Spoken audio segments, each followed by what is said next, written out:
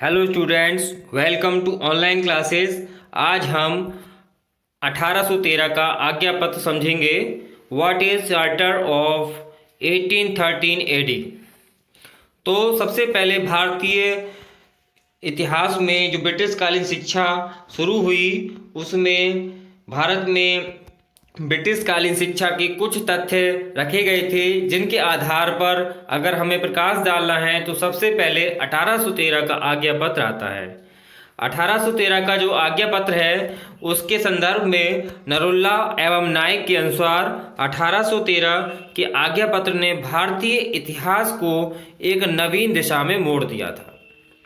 The Charter Act of 1813 forms a turning point in the history of Indian education। यानी कि भारतीय इतिहास की एक नवीन प्रणाली में इसने इसको परिवर्तित कर दिया था। 1813 का जो आज्ञा पत्र आया था। आगे बात करते हैं। इसमें सबसे पहले ईस्ट इंडिया कंपनी का यह प्रावधान था कि प्रत्येक 20 वर्ष के बाद आज्ञा पत्र प्रस्तुत किए जाएंगे, यानी कि हर 20 वर्ष बाद एक आज्ञा पत्र शिक्षा के संदर्भ में प्रस्तुत करना होगा। अतः 1813 में महारानी के आज्ञा पत्र को पार्लियामेंट में प्रस्तुत किया गया, जिसमें एक धारा जोड़ी गई।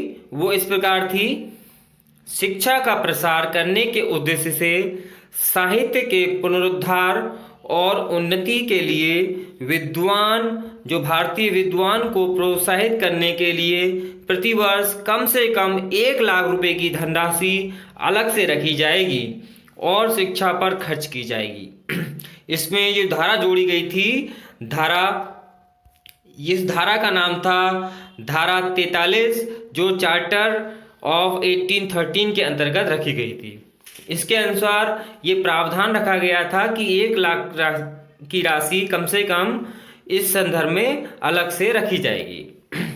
इस प्रकार सन 1813 के आज्ञा पत्र की 43वीं धारा से भारतीय इतिहास का उत्तरदायित्व कंपनी पर आ गया था, परंतु कंपनी के अधिकारियों के क्रम की स्थिति ने एक विवाद खड़ा कर दिया था, क्योंकि कंपनी के अधिकारी यह नहीं समझ पा रहे थे कि जो 1 लाख रुपया शिक्षा पर व्यय करना है वह किस प्रकार की शिक्षा पर व्यय करना है। क्योंकि 2 प्रकार की शिक्षा थी, या तो प्राच्य शिक्षा या अंग्रेजी पद्धति।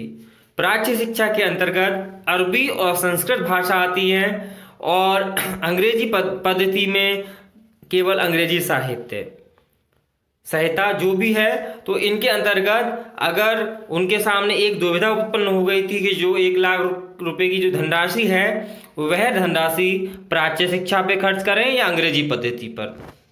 इस उद्देश्य से सन 1813 में आज्ञा पत्र को पार्लियामेंट के समक्ष प्रस्तुत किया गया। उस अवसर पर घोर विरोध होते हुए भी ग्रांट और विल्बरफोर्स के दल को विजय प्राप्त हुई। इस धारा का भारतीय इतिहास में अत्यंत महत्वपूर्ण स्थान है। इसके कारण ग्रांट और विल्बरफोर्स द्वारा लगभग 20 वर्ष तक चलाए जाने वाले आंदोलन की इतिश्री हुई। इसने भारत में अंग्रेजी शिक्षा प्रणाली का सूत्रपात करके भारतीय शिक्षा को एक नई दिशा में जोड़ दिया था। यानी कि भारतीय जो शिक्षा थी उसमें कुछ बदलाव हुए थे, वो इसके अनुसार देखने को मिलते हैं। तो आप लोगों को ये जो टॉपिक है इसको अच्छे से तैयार करना है। इसमें सबसे पहले तो अब 1813 का आज्ञा पत्र बढ़िया तरीके से आपको तैयार कर लेना है। इसमें एक नरुला और नाइक की जो डेफिनेशन है उसको भी अच्छे से तैयार कर लीजिए।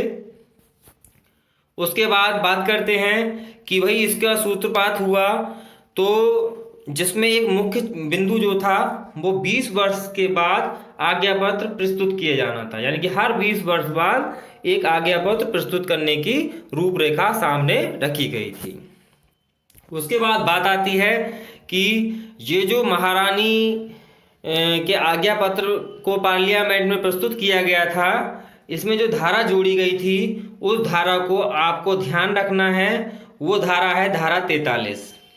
धारा 43 के अंतर्गत ये चीज़ें आती हैं। उसके बाद बात करते हैं कि जो धारा 43 है ये आपको ध्यान में रखनी है। और एक विवाद की स्थिति सामने आ गई थी कि भाई जो 1 लाख रुपए की धनराशि है वो राज्य शिक्षा पे खर्च करें या अंग्रेजी पद्धति पर। इसको भी आपको ध्यान में रखना है, जिसके उद्देश्य से पार्लियामेंट में एक वाद प्रस्तुत हुआ था, जिसमें ये भी क्वेश्चन आ सकते हैं कि विजय किसको प्राप्त हुई। इसमें विजय प्राप्त हुई वो ग्रांट और बिल्वर फोर्स के दल को, ग्रांट और बिल्वर फोर्स के दल को विजय प्राप्त हुई। अब बात करते हैं कि इससे जो शिक्षा प्रणाली है वो उसमें एक तरीके से बहुत नया बदलाव आ गया और भारतीय इतिहास को एक नई रूपरेखा प्राप्त हुई। धन्यवाद। इसको अच्छे से तैयार कर लीजिए और रेगुलर अपडेट के लिए चैनल को सब्सक्राइब कर लीजिए और बेल आइकन जरूर दबा दीजिए। थैंक यू, धन्यवाद।